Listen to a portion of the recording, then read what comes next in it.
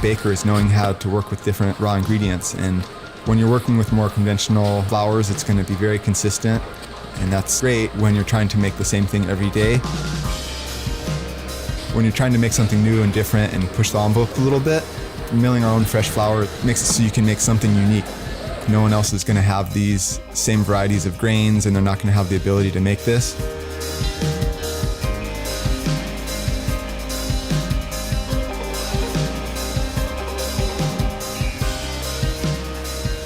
When we started adding fresh milled grain, instantly we noticed more aroma. We got a sweeter flavor, something that's a little more tender and better keeping quality.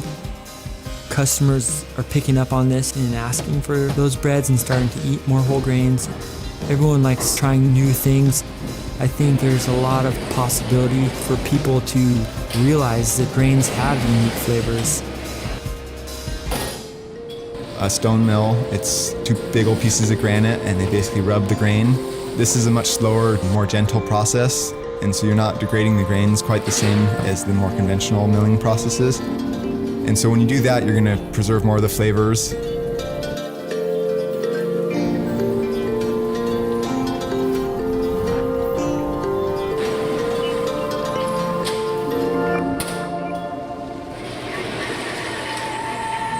We actually have to adjust our formulas on the spot. Depending on how the flour is milled, the strength is going to change, so the dough might not be very strong and hold up, so it might be a really flat loaf of bread.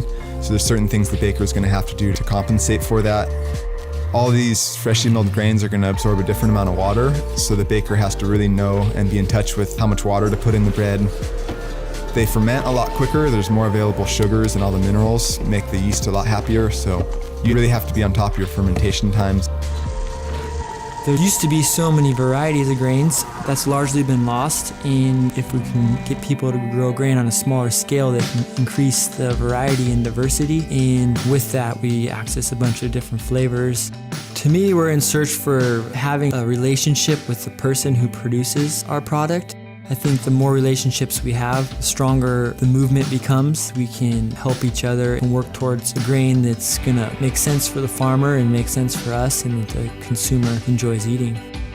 If we can get access to a greater variety of heritage grains, we can start to discover more flavors and greater possibilities. Bakers can use them. I think chefs can start using them in a variety of dishes, and also opens way for creativity, and I think consumers want that.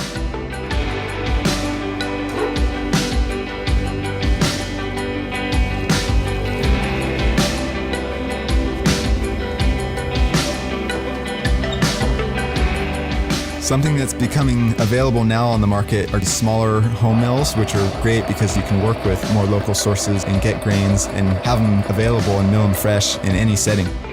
Often the grains that don't work well for bread will work great for pastry. We've had to learn how to incorporate some of those into our pastries. You get a whole different texture and flavor profile.